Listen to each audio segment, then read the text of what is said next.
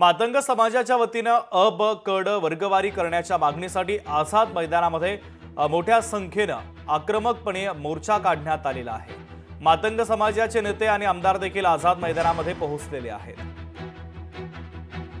दरम्यान या संदर्भात भाजपचे विधान परिषदेचे आमदार अमित गोरखे यांच्यासोबत संवाद साधलाय आमच्या प्रतिनिधी मीनाक्षी म्हात्रे यांनी। पाहूयात। माझ्यासोबत पुण्याचे आमदार आहेत अमित गोरखे। सर, काय सांगाल, मागच्या अनेक वर्षांपासूनचा हा लढा तुमचा सुरू आहे, काय नेमक्या मागण्या आहेत? 1 ऑगस्ट 2024 ला सुप्रीम कोर्टानं जो निर्णय दिला त्या निर्णयानुषंगानं आरक्षण उपवर्गीकरण सगळ्या राज्यांनी लागू केलं पाहिजे।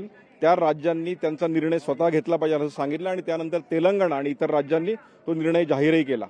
आज महाराष्ट्रात आमचं सरकार आहे, माननीय देवेंद्रजी फडणवीस साहेब यांनी आम्हाला कमिटमेंट केली आहे, त्याप्रमाणे आम्ही आमचं हक्काचं आरक्षण मागण्यासाठी हे आंदोलन करतोय।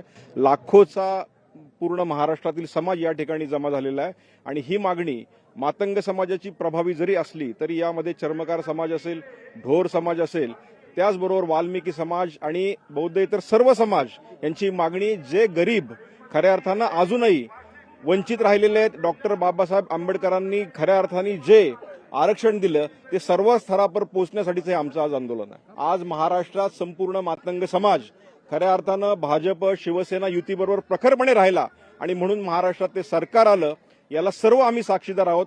म्हणून या सरकारचं आद्य कर्तव्य आहे की जे आम्हाला आश्वासन दिलं होतं, खास करून मातंग समाजाला जे आश्वासन दिलं होतं ते त्यांनी त्वरित पूर्ण करावं। हा समाज खऱ्या अर्थानं सरकार जरी आमचं असलं तरी आम्ही सर्व पक्षीय हे खऱ्या अर्थानं आंदोलन, आम्ही प्रखर आणखी आंदोलन याला धार देऊ आणि येणाऱ्या काळात ते आपल्याला दिसेल। व्हिडिओ जर्नलिस्ट विनीत पेंडेकर सह मीनाक्षी म्हात्रे, लोकशाही मराठी, मुंबई।